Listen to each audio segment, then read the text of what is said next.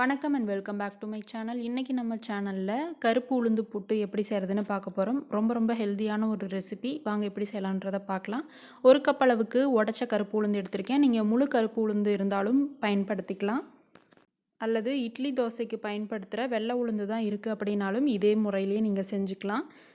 இதை வந்து லைட்டாக கலர் மாறுற வரைக்கும் வறுக்கணும்.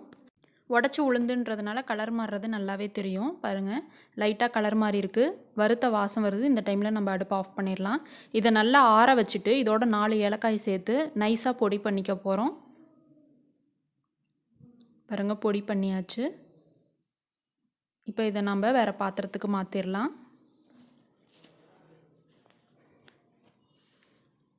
நம்ம எந்த கப்பில் உளுந்து எடுத்தோமோ அதே கப்லையே அரிசி மாவையும் சேர்த்துக்கலாம். ஒரு கப் அளவுக்கு பச்சரிசி மாவு சேர்த்துருக்கேன். இதோட கொஞ்சமாக தூளுப்பு சேர்த்துக்கிறேன். 1.5 கப் அளவுக்கு துருவன தேங்காயும் சேர்த்துக்கலாம். ஒரே கப்லேயே தான் எல்லா அளவுமே நான் எடுத்திருக்கேன். இதெல்லாம் சேர்த்து ஒன்றா அது போல் மிக்ஸ் பண்ணி விட்டுக்கலாம். தேங்காய் நீங்கள் 2 கப்பாக கூட சேர்த்துக்கலாம். நல்லா டேஸ்ட்டாக இருக்கும்.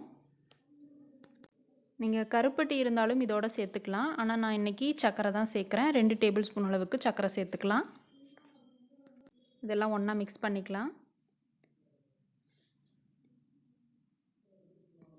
கொதிக்கிற சுடு தண்ணியை கொஞ்சம் கொஞ்சமாக ஊற்றி எல்லா மாவுலையும் ஈரப்பதம் இருக்கிற மாதிரி பிசைஞ்சு விட்டுக்கலாம்.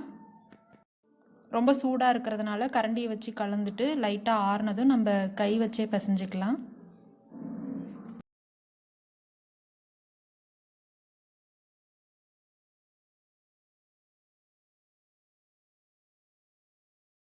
ரொம்ப ட்ரையாகவும் இருக்கக்கூடாது, அப்புறம் சாப்பிட்றதுக்கு நல்லா இருக்காது. எல்லா மாவுலேயும் ஈரப்பதம் இருக்கிற மாதிரி பார்த்துக்கணும். இப்போ பாருங்கள், எல்லா மாவையுமே ஈரப்படுத்தியாச்சு. இந்த அளவுக்கு இருக்கணும். இதை அப்படியேவும் நம்ம இட்லி தட்டு மேலே வச்சு வேக வைக்கலாம். ஷேப்புக்காக கரண்டியை பயன்படுத்துகிறேன். பார்க்கவும் அழகாக இருக்கும். இட்லி பாத்திரத்தில் தண்ணி வச்சாச்சு. அது நல்லா கொதிச்சிட்டு இருக்கு. இதை நம்ம இட்லி தட்டில் சேர்த்துடலாம்.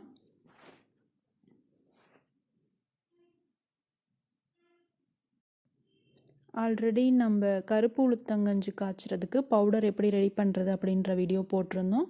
நீங்கள் பார்க்கல அப்படின்னா டிஸ்கிரிப்ஷன் பாக்ஸில் லிங்க் கொடுக்குறேன், நீங்கள் செக் பண்ணிக்கோங்க.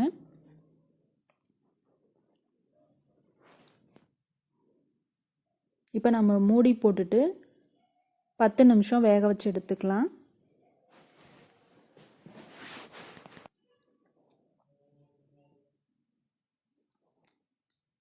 பத்து நிமிஷம் முடிஞ்சாச்சு. இப்போ நம்ம ஓப்பன் பண்ணி பார்க்கலாம்.